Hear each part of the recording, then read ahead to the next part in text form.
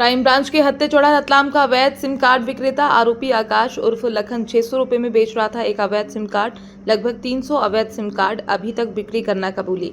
आरोपी SIM card port करने व नई सिम देते वक्त लोगों के नाम से एक ही जगह 2 सिम कार्ड एक्टिव कर एक सिम कार्ड स्वयं रखकर अवैध रूप से करता था बिक्री। आरोपी आकाश उर्फ लखन का पुलिस रिमांड प्राप्त कर की जा रही है पूछताछ। एडिशनल डीसीपी राजेश दंडोतिया ने दी जानकारी।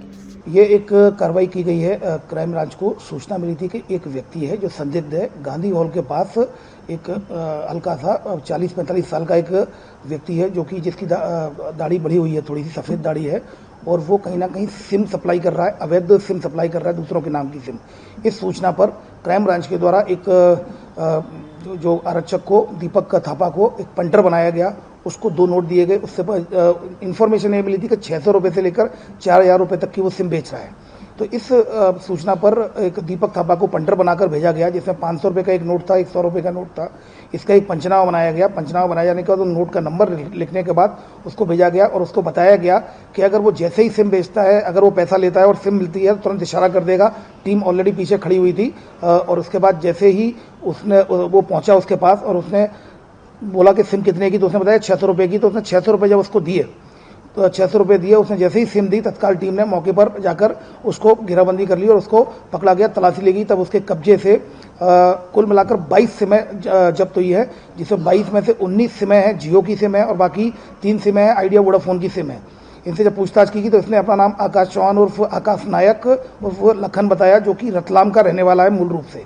उसके द्वारा बताया गया कि वो पीओएस एजेंट का काम करता है पिछले 1 साल से और उसने लगभग 300 सिमें इस तरह से बेच दी हैं, जो लगभग 600 रुपये से 4000 की कीमत में 300 सिमें उसने पूर्व में ही बेची है।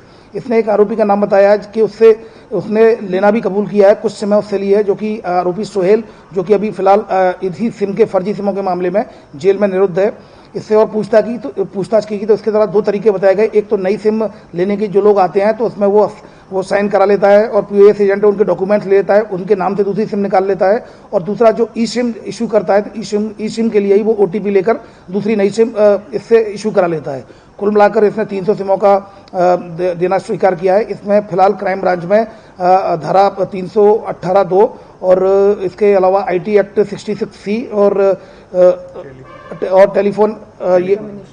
टेलीकम्युनिकेशन एक्ट 43(2)C के तहत केस रजिस्टर किया जाकर आरोपी को गिरफ्तार कर लिया गया है। इससे और पूछताछ की जा रही है। इसके पुराने रिकॉर्ड के बारे में पता किया जा रहा है। इसके मोबाइल में कुछ ऐसे नोटिसेज वगैरह मिले हैं जो साउथ से, कहीं केरल से, कहीं और दूसरी स्टेट से आना पाए हैं। तो ऐसा लगता है कहीं ना कहीं दूसरी स्टेट से भी ये वांटेड होगा। इस पर यह पूछताछ की जा रही है। कुछ उसमें और भी आपराधिक गतिविधियां से संबंधित कुछ ऐसे दस्तावेज मिले हैं, कुछ ऐसे इमेजेज मिली हैं, उनकी भी जांच की जा रही है और जांच के आधार पर तथ्य पाए जाने पर, साक्ष्य पाए जाने पर इन्वेस्टिगेशन में इनको भी शामिल किया जाएगा। ये 10th क्लास तक पढ़ा हुआ है। ये पीओएस एजेंट है और सिमों को ये सिर्फ बेचने का काम करता था। विदित रहे कि अभी जितनी भी जो सिमें पकड़ी जाती हैं, अगर साइबर फ्रॉड में अगर आप देखें तो दूसरे के नाम की सिमें होती हैं। साइबर फ्रॉड में इस तरह की सिमों का या ड्रग ट्रैफिकिंग में इस तरह की फर्जी सिमों का काफी इस्तेमाल होता है। ऑनलाइन गेमिंग में भी अगर आपने देखा होगा तो ऑनलाइन गेमिंग में भी अकाउंट्स भी अलग अलग डॉक्यूमेंट्स पर कई लोगों के म्यूल अकाउंट्स होते हैं और सिमें भी कई दूसरे लोगों के नाम पर होती है, जिनका उपयोग